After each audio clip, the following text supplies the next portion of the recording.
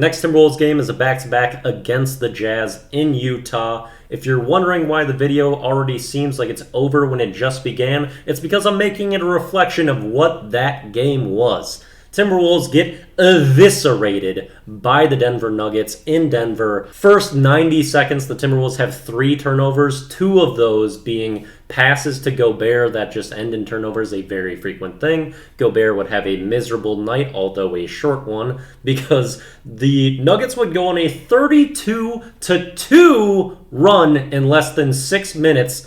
They win the quarter by 30, end up scoring 49 points, which is the second most in their history for a quarter. All around, disgusting night from the Wolves. You can't pull just about any positives out of it.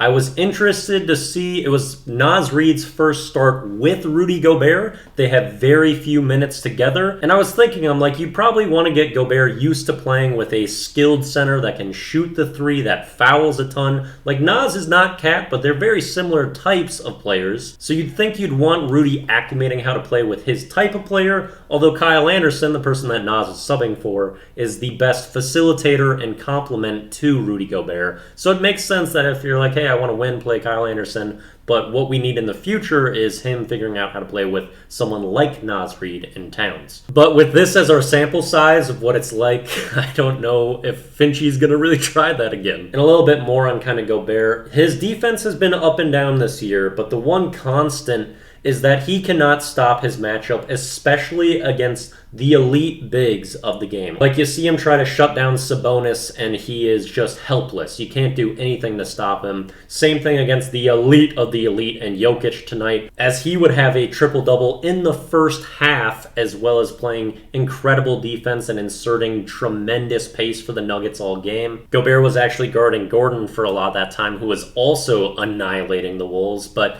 you never see Gobert locking down a star big man. You'll see stars get locked down going up against the Wolves, and that's all Jaden McDaniels that does that. But whenever it's a big, they're still going to have huge nights, and Gobert's doing nothing to deter that. So although he can bring us some good defensive presence, it is never present against his actual matchup, and they continue to dominate. And for all the size that this team has, they sure get punished by it. Brutal game, just nothing going. I think Michael Porter Jr. also wanted to kind of prove what he can do with some people around him after his bad showing last game, because he was cooking early on. 19 points in that first quarter, as the Nuggets would shoot almost 80% versus 27% from the Wolves.